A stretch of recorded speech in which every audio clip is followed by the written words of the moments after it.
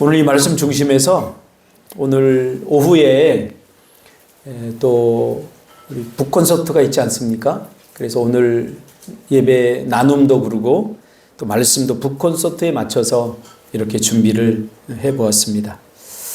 그래서 이 말씀 중심에서 말씀대로 사는 것이 믿음이어서 라는 제목으로 하나님 말씀 나누려고 합니다. 이번 주는 내내 제가 북콘서트에 뭘 나는 나눌까 우리 성도들 준비하는데 그러다가 제가 톨스토이의 단편선 사람은 무엇으로 사는가를 읽으면서 그 중에 한 단편 10개의 단편 중에 하나를 나도 나눠야 되겠다. 그리고 이 톨스토이의 단편을 이번 주 내내 읽었습니다. 사람은 무엇으로 사는가 이거를 읽으면서 삶의 의미가 무엇인가, 우리는 왜 사는가, 또 신앙의 의미, 우리는 왜 신앙생활을 하는가에 대해서 사색하면서 묵상하는 그런 시간을 가졌습니다. 톨스토이가 도대체 왜 이 10개의 단편을 제가 보니까 정말 진액을 짜듯이 단편은 글이 짧거든요. 근데 결코 그 내용은 우리에게 던지는 메시지는 짧지 않아요. 그래서 톨스토이가 왜 이렇게 심혈을 기울여서 이 단편을 썼을까? 제가 그 단편을 읽으면서 내린 결론이 뭐냐면 톨스토이가 고민한 것은 결국 톨스토이가 글을 쓴 것은 결국 사람의 변화에 있었습니다. 사람의 변화. 사람은 좀처럼 변화되지 않습니다. 그래서 종교가 혹은 예수 믿는 사람들이 변화되는 것을 기대하고 자신도 톨스토이도 하나님을 믿었지만 자신도 변화되는 것에 관심이 있었습니다. 왜냐하면 한 사람이 변한다는 것은 그 사람으로 인해서 다른 사람이 행복해지는 걸 말하는 거거든요. 한 사람이 변화되면 그 변화는 한 사람의 변화로 끝나는 것이 아니라 그 주변의 사람들을 행복하게 하거든요.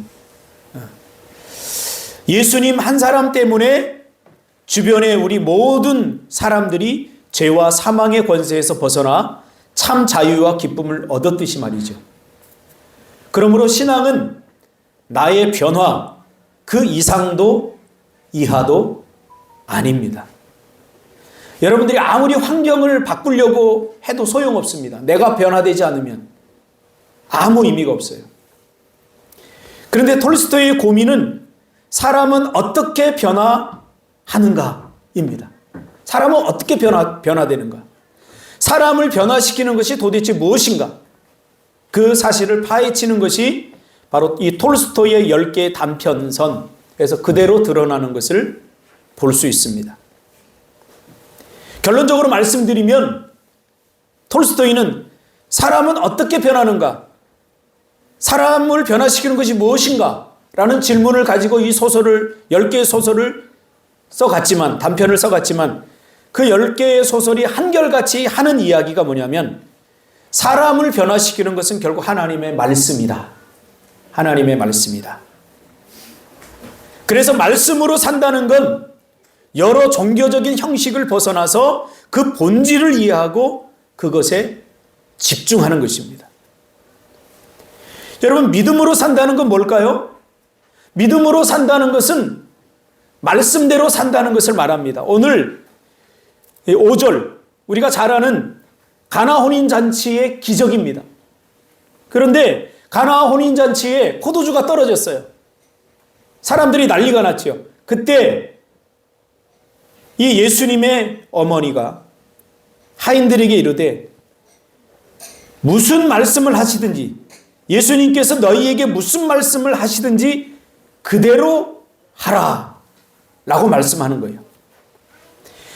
그러니까 믿음으로 산다는 것은 예수님이 무슨 말씀을 하시든 그대로 살아내는 것을 말하는 거예요. 이것은 우리가 하기에는 부족해. 이것은 나는 못해가 아니라 예수님이 무슨 말씀을 하셨는지 귀를 기울이고 그 말씀대로 하는 것이 믿음으로 살아내는 거라는 거예요. 이것은 톨스토이가 우리에게 던져주는 메시지와 동일한 거예요. 그래서 오늘 제목이 말씀대로 사는 것이 믿음이어서 라고 정해보았습니다. 말씀대로 사는 것이 믿음의 삶이라는 것에 대한 약어죠. 저는 오래전에 이 톨스토이의 단편선을 읽었지만 다시 꺼내 읽으면서 그때는 눈에 들어오지 않았던 단어와 문장, 문맥들, 심지어 저는 이번에 이 책을 다시 읽으면서 톨스토이가 그 하나의 글자, 조사 하나에까지 신경을 썼구나 라는 것을, 그 조사 하나가 생각을 완전히 바꾸고 그 조사 하나가 마음을 뒤흔드는 그런 경험을 했습니다. 이런 거 있죠. 이런 조사 하나가 완전히 다른 생각으로 나를 몰아넣더라고요. 여러분, 소설은 허구지만 그러나 허구라고만 볼 수 없습니다. 우리 인생에 있을 법한 일들, 또한 있었던 일들을 문장으로 재구성한 것이기 때문이죠. 그래서 소설을 읽고 나면 한 편의 인생을 내가 살고 나온 느낌을 받게 되는 거죠. 소설에서 그들이 겪는 일들이 나에게도 있을 법한, 그리고 나에게도 있었던 이야기, 이것을 개연성이라고 그러거든요. 그에게 일어났던 일이 나에게도 일어날 수 있고 일어났던 일, 이걸 개연성이라고 그래요. 그 개연성을 통해서 우리는 소설이 다른 사람의 이야기가 아니라 바로 나의 이야기가 될 수도 있고 나의 이야기구나 라는 것을 우리는 발견하게 되죠. 이 톨스토이의 10개의 단편서는 그 어느 것 하나 소중하지 않는 것이 없는, 사람은 무엇으로 사는가에 대해서 이야기해 주려고 애쓰는 그런 톨스토이의 간절함과 안타까움이 사무쳐 있는 그런 글들입니다. 그래서 저는 여러분들에게 적극적으로 사람은 무엇으로 사는가에 대한 책을 어린 아이부터 읽어야 돼요. 권면을 하려고 합니다. 오늘 설교는 거기에 나오는 두 노인이라고 하는 단편을 함께 나누면서 오늘 말씀과 함께 비추어 보면서 설교를 하려고 합니다. 오늘 오후가 북콘서트이기 때문에 거기에 맞는 설교를 하고 싶어서 제가 준비를 했습니다. 이 두 노인의 이야기는 요한복음 4장 19절과 23절에 진정한 예배가 무엇일까에 대한 예수님의 답을 근거로 톨스토이가 요한복음 4장 19절 23절을 이해한 것을 근거로 해서 쓰여진 소설입니다. 여긴 두 노인이 등장합니다. 배경은 러시아고요. 18세기, 19세기.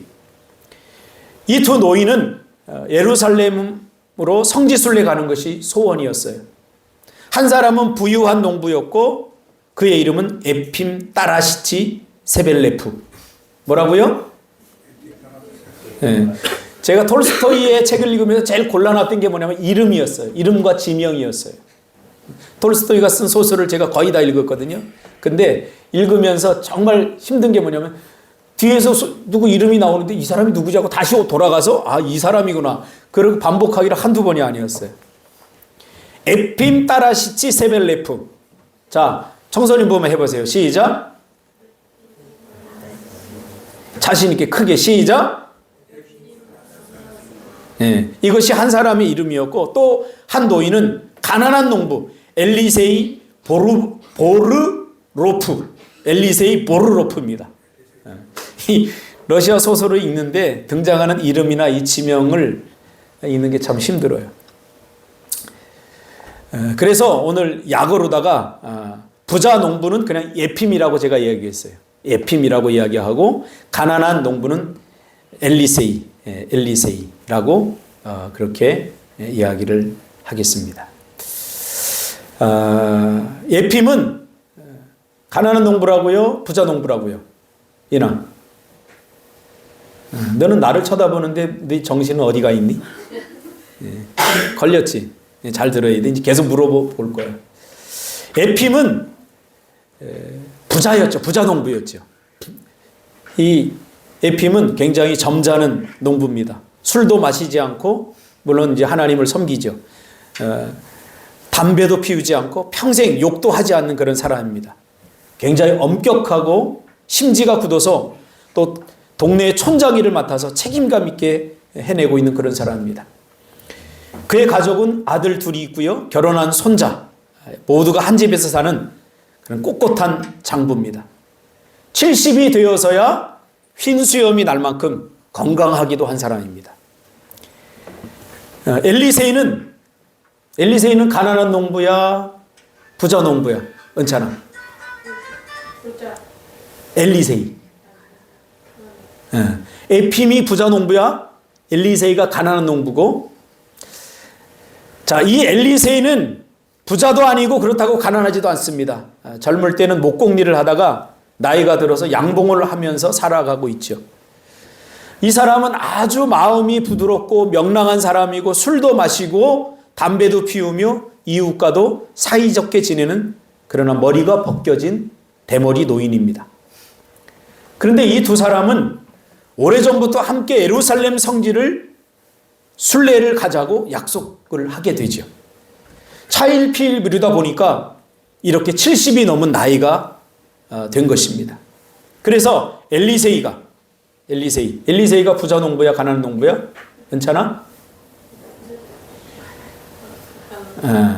생각을. 지금 소혜는 다 아는데 지금 대답 안 하는 거야. 엘리세이, 가난한 농부가 더 늦기 전에 가자 이렇게 보채지만 에핌은 항상 집도 지어야 되고 농사도 지어야 되고 항상 걱정이 많습니다. 그래서 쉽게 결정을 내리지 못하고 차일피일 미루게 됩니다. 에핌은 가난한 농부야, 부자 농부야? 소혜야. 그렇지, 부자 농부. 너 공부 잘한다면서? 잘 못해? 네가 잘못한다고 느끼는 것하고 잘못하는 것하고는 달라? 내가 보니까 너 잘하는 것 같아. 에핌은 엘리세이에 비하면 10배나 돈이 많습니다. 그리고 엘리세이는 이런 이야기를 합니다. 살면서 죄를 짓는 것 말고는 속상할 일이 하나도 없네. 영혼보다 더 귀한 것은 아무것도 없거든. 그러면서 먹고 사는 것도 중요하지만 가자. 성지순례를 가자. 가서 예수님의 흔적을 보고 우리도 은혜 받고 오자. 이렇게 자꾸 설득합니다. 그러면서 우리 영혼이 잘 정돈되어 있지 않으면 그것이 더 나쁜 거라네. 그러면서 집요하게 설득한 끝에 그때 당시에 300루블의 돈을 마련해서 성지순례를 떠나기로 합니다. 엘림은 부자야, 가난한 사람이야? 엘림.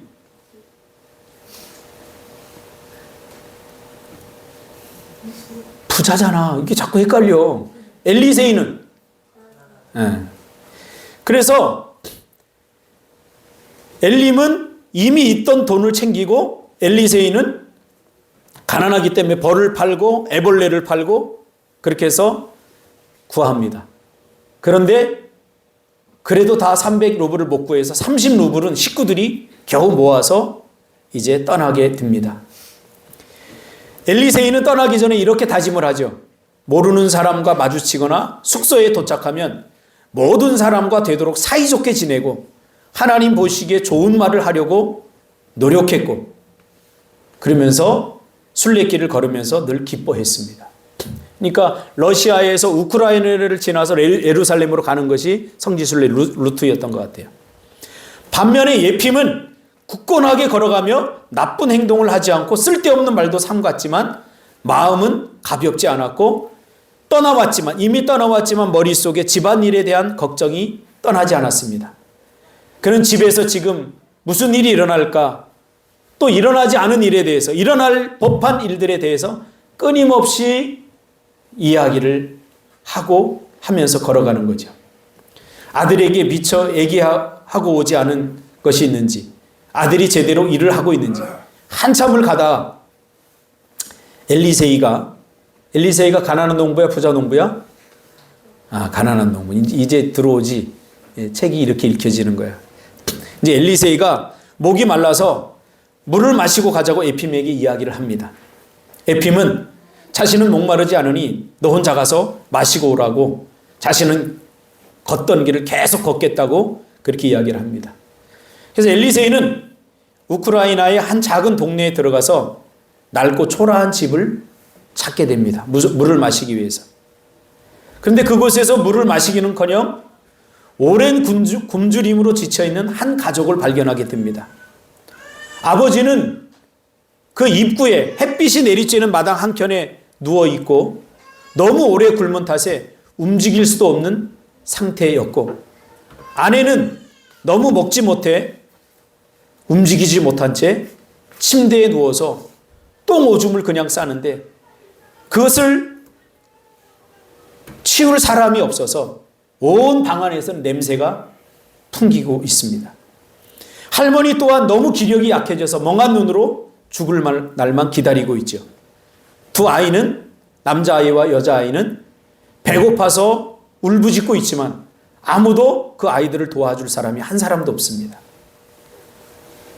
물 한 잔 먹으러 갔다가 그는 오히려 오랜 가뭄과 전염병으로 굶어 죽어가고 있다는 이야기를 듣습니다. 그러자 엘리세이는 자신이 먹을 빵을 내어주기 시작합니다. 그리고 물 좀 마실 수 없냐고 묻자 길어와야 되는데 아무도 그 우물까지 갈 수 있는 힘이 없어서 당신이 가서 떠먹어야 된다. 그리고 그 우물을 가르쳐 줍니다. 그러자 이 엘리세이가 가서 물을 길어와서 그들에게 마시게 하고 또 빵도 나누어 줍니다.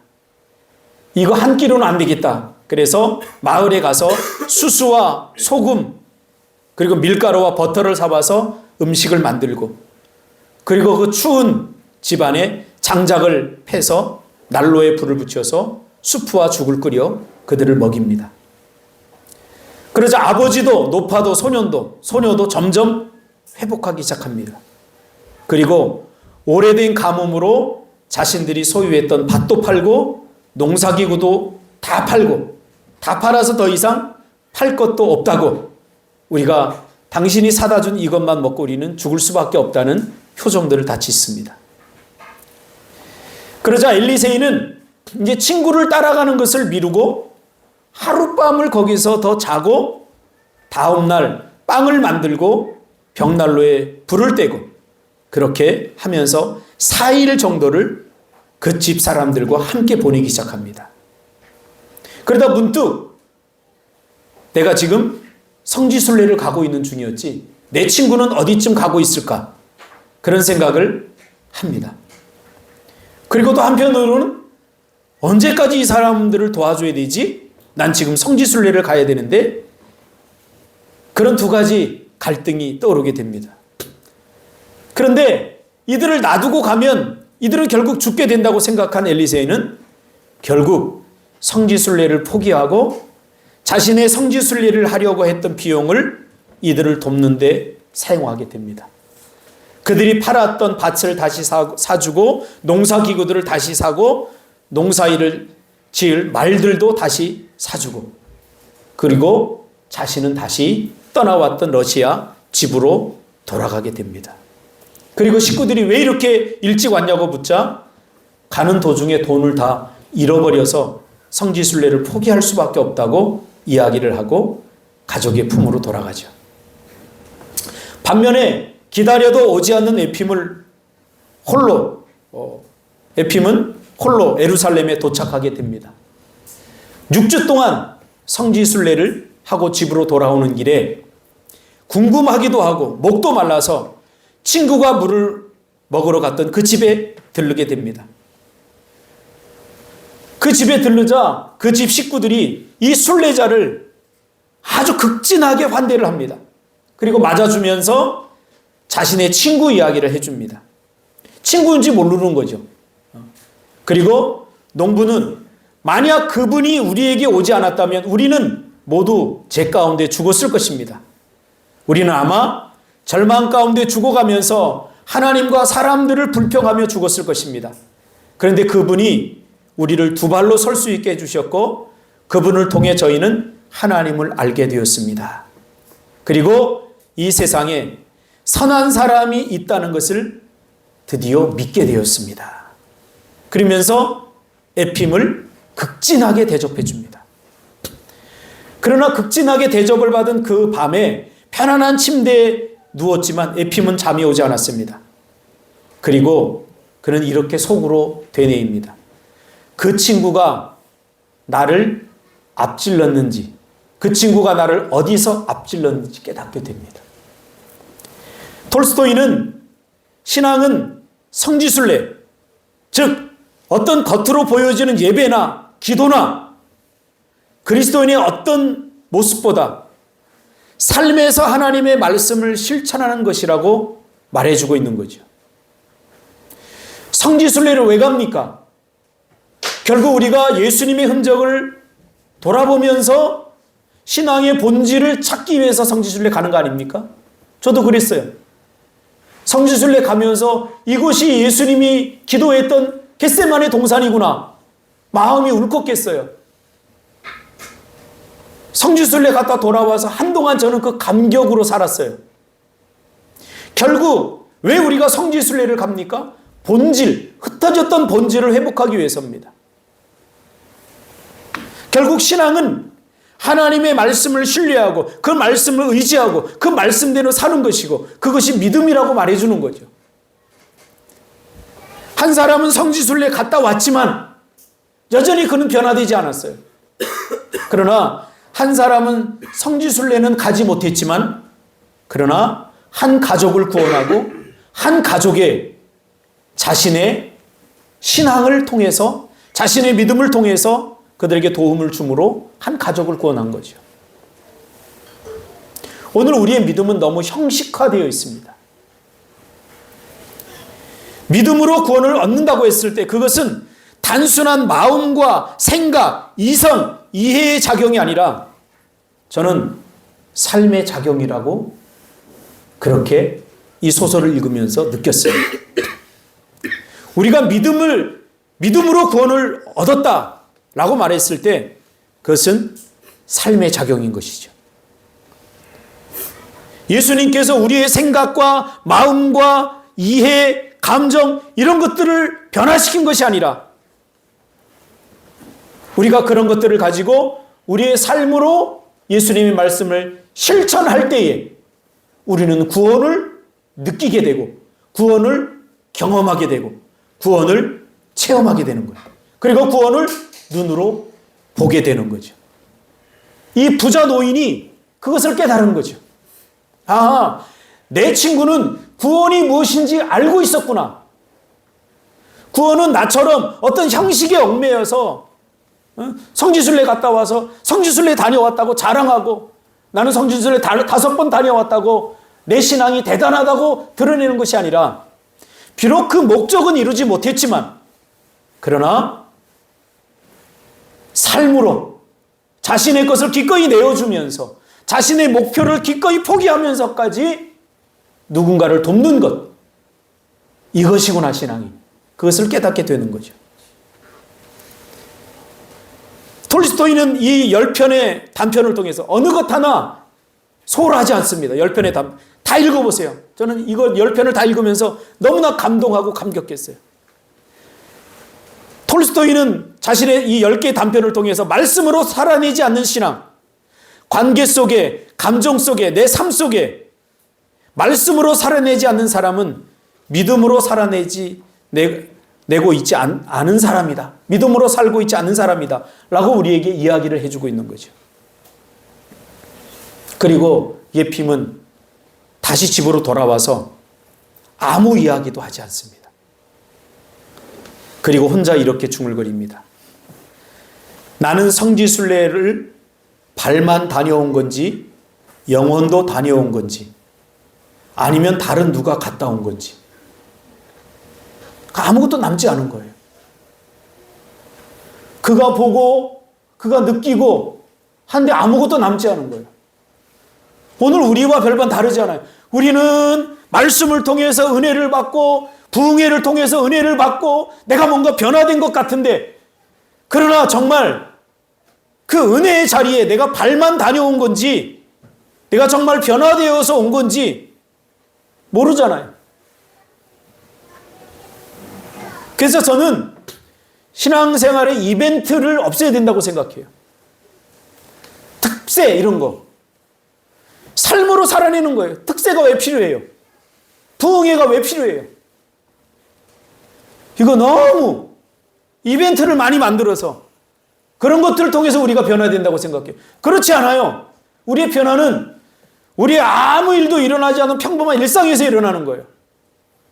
내가 타인을 향해서 던지는 말 한마디, 그에게 짓는 표정 하나, 이것이 변화에 대한 것이에요. 성지순례 다녀오지 않아도 돼요. 우리의 삶의 현장이 예수님이 밟았던 성지순례의 현장이에요. 그리고 이 소설은 이렇게 끝납니다. 하나님께서는 세상 사는 동안 죽을 때까지 각 사람에게 사랑과 선행으로 하나님께 경의를 표하도록 명하셨다는 것을 그는 깨달았다. 라고 래퍼를 달면서 끝납니다. 결국 톨스토이는 말씀대로 실천하고 살면 인생이 단순해지고 명쾌해지지만 말씀대로 살지 않으면 인생이 복잡해지고 어려워지고 엉망진창이 된다는 것을 보여주려고 한 것입니다. 부자 농부가 성지순례에 갔다 왔는데 집은 엉망이 되어 있어요. 아들은 매일 술 먹고 농사 짓지 않아서 땅은 엉망이 되어 있고, 자신이 성지순례에 다녀오면 하나님이 은혜를 주셔서 뭔가 달라질 줄 알았어요. 자신이 달라지지 않으면 아무것도 달라지지 않아요. 이것이 톨스토이가 본 세상입니다. 그때 당시 러시아의 모습입니다. 그때 당시 러시아 그리스도인들의 모습입니다. 이 모습은 오늘 한국 사회에서 여전히 동일하게 적용이 될 수 있습니다. 큰 목표, 큰 꿈 필요 없습니다, 여러분. 우리의 평범한 하루, 평범한 일상, 우리가 매일 만나는 우리 사람들, 이 사람들한테 선을 베풀고 이 사람들에게 배려하고 이 사람들에게 희망의 말을 던지는 것, 그것이 우리가 하는 어떤 목표를 이루는 것보다 중요한 일입니다. 제가 예배 부름에서도 잠시 이야기하지 않았습니까? 한국 사회에서 예수를 오래 믿으면 확증 편향적 사고를 갖게 됩니다. 저 사람 믿음 없는 사람이가 찍어놓고 새벽 기도도 안 나오네, 뭐도 안 하네, 뭐도 안 하네, 그러니까 믿음이 없어라고 찍어버리고 그 사람을 입체적으로 보려고 하지 않습니다. 그래서 한국 사회에서 나쁜 사람이라고 찍어놓으면 그 사람이 어디 한국 사회에서 발붙일 데가 없습니다. 그렇지 않습니까? 우리 실수할 수 있잖아요. 어쩌다 잘못할 수 있잖아요. 그 잘못한 것 하나 때문에 평생 꼬리표를 달고 살아야 되는 거 한국 사회예요. 그 사람의 잘못은 내가 앞으로 해야 될 여러 가지 잘못 중에 한 가지일 뿐이에요. 그리고 그 잘못은 누구나 할 수 있어요. 누구나 어느 순간은 못된 사람일 수 있고 누구나 누구에게는 아주 악한 사람일 수 있어요. 그렇잖아요. 여러분이 다 좋아하나요? 그렇지 않잖아요. 나는 나한테 잘해주는 사람을 좋아해요. 여러분은 어때요? 소희는 어때? 너도 그렇지? 우리는 별반 다르지 않아. 목사나 중학교 2학년에 다르지 않아요. 그러나 우리는 그것을 포장하잖아요. 나한테 잘해주지 않는 사람도 목사는 좋아해야 된다라고 생각하잖아요. 그 편견이라는 거예요. 편견이야. 목사도 똑같은 사람이에요. 다만 달라야 되는 게 있겠죠. 우리가 싸워야 될 것은 무엇이냐? 하나님이 너 그러면 안 된다라고 하면 그러지 않기 위해서 애를 써야 된다는 거예요. 여러분들이 누군가를 나쁘다고 보는 사람은 또 다른 사람에게 좋은 사람일 수 있어요. 우리 입체적 사고를 갖는 것이 믿음이에요. 확증 편향적 사고를 갖고 예수 믿지 않는 사람은 다 나쁜 사람이야. 저 사람은 저 짓을 했기 때문에 저 사람은 맞아. 내가 생각했던 대로 못된 사람이야. 라고 찍어놓고 평생 그 사람 못된 사람 하고 못된 것만 바라보니까 그 사람 못된 사람일 수밖에 없죠. 여러분, 객관적으로 다 눈을 열어놓고 보세요. 정말 그 사람이 못된 사람인가? 좋은 일도 해요. 그럼 그럼 왜 내 눈에만 못된 사람으로 보이는가? 내가 그렇게 보니까. 오늘 한국 사회가 이렇게 두동강이 난 이유를 저는 여기서 찾아요. 너무 가슴이 아픈 거예요. 확증 편향적 사고를 버려야 돼요. 저 사람이 한번 잘못한 거 어쩌다 잘못해 실수할 수 있는 거예요. 그래서 예수님이 용서한 거예요. 죄 지은 사람들. 네가 짓는 수많은 죄 중에 그 한 죄를 저 사람이 지었을 뿐이야. 너도 짓잖아. 이렇게 우리는 자아성찰을 해야 돼요. 저 사람만 나쁜 사람이야? 내가 일하는데 저 사람이 안 도와줬어. 그좀 못된 사람이야. 자기 중심적인 사람이야. 그럼 나는 안 그랬어요? 나도 그랬어요. 내가 잔디 뽑고 풀 뽑을 때 도와준 사람 누구 있어요? 없잖아요. 그럼 여러분 다 나쁜 사람이에요? 근데 저는 그렇게 생각하지 않아요. 우리의 시야를 넓히고 우리의 생각을 넓혀야 된다는 거예요. 그때부터 비로소 내가 자라가는 거예요. 지역 청년이 몇 해 전에는 토마토를 심어놓고 돌보지를 않았어요. 제가 그 토마토 나무가 죽어가길래 물을 주고 또 권사님도 한 번씩 주고 그 토마토가 살아났어요. 그래서 지역이한테 제가 그랬어요. 지역아, 토마토가 죽어가. 그러니까 그래요? 그때는 그리고 넘어갔어요. 토마토 입장에서 보면 토마토가 죽어가는데 여러분 토마토를 그것으로 보면 안 돼요. 우리 그리스도인들은 토마토를 하나의 생명으로 봐야 돼요. 그래야 함부로 꺾지 않아요. 굉장히 중요한 생각이에요. 예수님도 그랬거든요. 그래서 제가 오늘 그 이야기를 한 거예요. 그래서 그때 사실 좀 서운했어요. 심어놓지 말든가. 이거 다른 사람이 심어놨으면 잘 물 줘서 극상품의 그 열매들을 따먹고 그랬을 텐데 심어놓지 말든가. 이걸 심어놓고 무책임하게 뭐 목사님이 다 따드세요. 그게 좀 서운했어요. 물론 제가 다 처먹었어요. 근데 오늘 제가 보니까 꽃이 죽어간다고 달려가는 걸 이게 성장이고 자라는 거예요. 다른 것이 아니에요. 성경 더 많이 읽는 거 중요하죠. 근데 왜 성경을 더 많이 읽어야 돼요? 필사 중요합니다. 근데 왜 필사를 하는 거예요, 도대체? 더 놓쳤던 거, 더 세밀하게 보지 못했던 예수님의 가르침들을 필사를 하면서 우리 장로님이 저한테 얘기해 줬어요. 목사님, 필사를 하니까 안 보이던 게 보여요. 안 보이던 말씀이 보여요. 맞아요. 그 안 보이던 말씀이 보이고 나 자신을 들여다보고 거울처럼 내가 무례하지는 않았는가? 내가 다른 사람들에게 난 정말 좋은 사람인가? 자기 자신을 돌아보는 거죠. 여러분, 저는 이게 신앙생활이라고 생각을 하는 거죠. 말씀대로 사는 것이 믿음이에요. 오늘 예수님이 뭐라고 그래요? 오늘 예수님의 어머니가 하인들에게 이르되 너희에게 무슨 말씀을 하시든지 그대로 하라 하니라. 무슨 말씀? 이게 굉장히 중요한 거예요. 너희가 이해되지 않더라도, 너희가 하고 싶지 않더라도, 너희가 생각했던 것과 정반대의 이야기를 하더라도 그대로 하라는 거예요. 그 중에 담겨있는 말씀이 사랑하라. 그 중에 담겨있는 말씀이 인내하라. 사랑, 화평, 인내, 성령의 9가지 열매예요. 근데 우리는 사랑하고 싶은 사람만 사랑하잖아요. 그 말씀대로 하는 거 아니잖아요. 그러니까 기적이 일어나지 않는 거예요. 기적이 물이 포도주가 된 거, 그게 기적이 아니에요. 예수님의 말씀대로 내가 하는 것, 그것이 기적을 일으킨다니까요. 우리 전번 주에 찬호 가족이 왔잖아요. 저는 그 가족에 기적이 일어났다고 생각해요. 지금 개인의 프라이버시 때문에 다 말할 수 없지만 제가 처음 만났을 때 그 가족은 완전히 무너져 있었어요. 더 이상 회복 불가능한 상태였어요. 그래서 그 찬호라고 하는 한 아이를 제가 그 엄마는 어떻게든지 일으켜보려고 아이들을 교회에서 교육하려고 교육을 하는데 잘못된 교육을 하는 거예요. 어떻게? 아이에게 암송을 시켜요. 뭐든지도 모르는 암송을 시켜요. 그리고 상담원 첫날 저한테 자랑을 하는 거예요. 목사님, 우리 찬호가 성경 암송을 얼마나 잘하는지 몰라. 찬호 해봐. 입에서 나오기 시작해요. 암송한 구절이 나와요.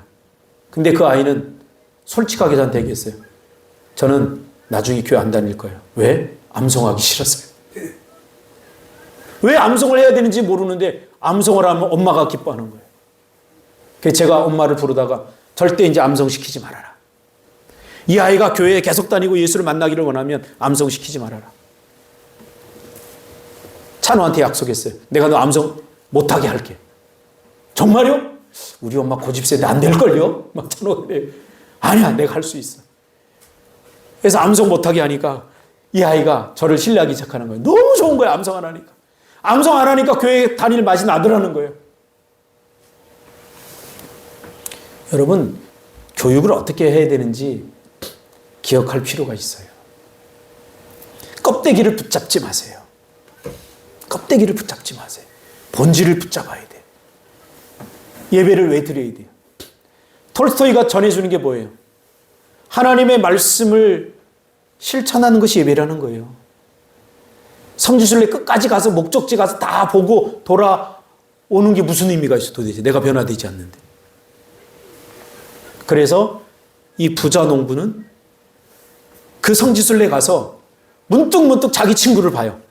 예수님이 죽은 곳에서도, 예수님이 기적을 베푼 곳에서도 그 친구를 봐요. 대머리 친구를.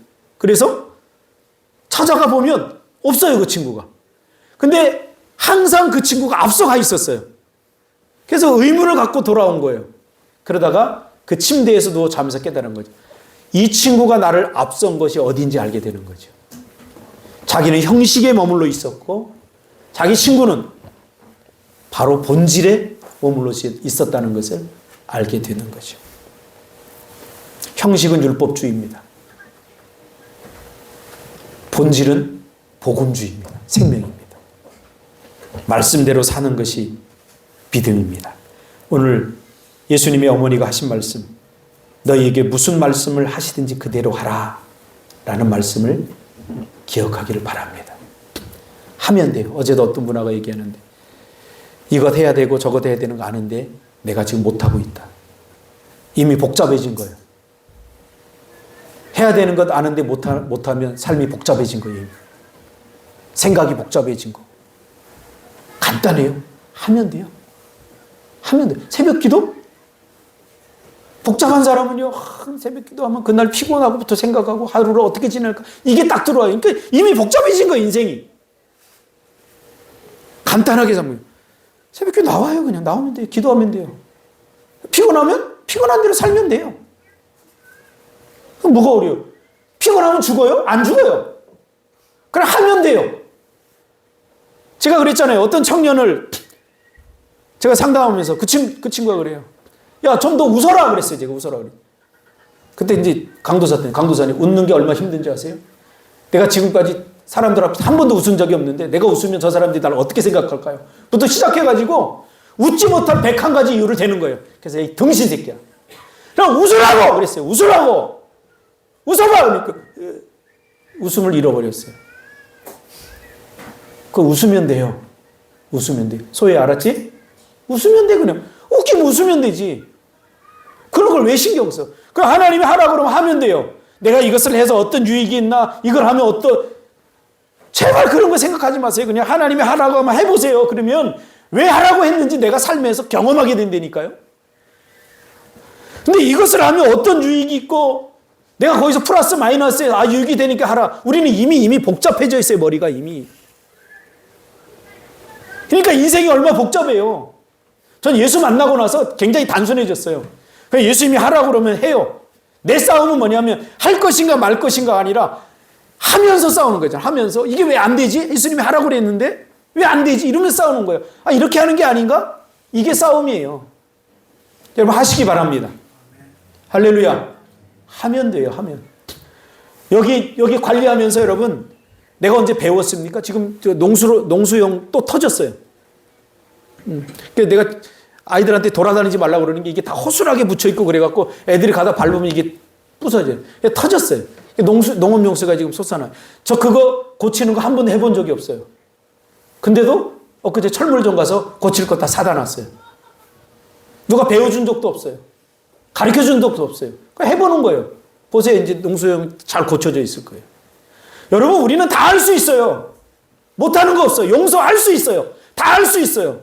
너무 복잡해져 있어요. 기도하겠습니다. 말씀대로 사는 것이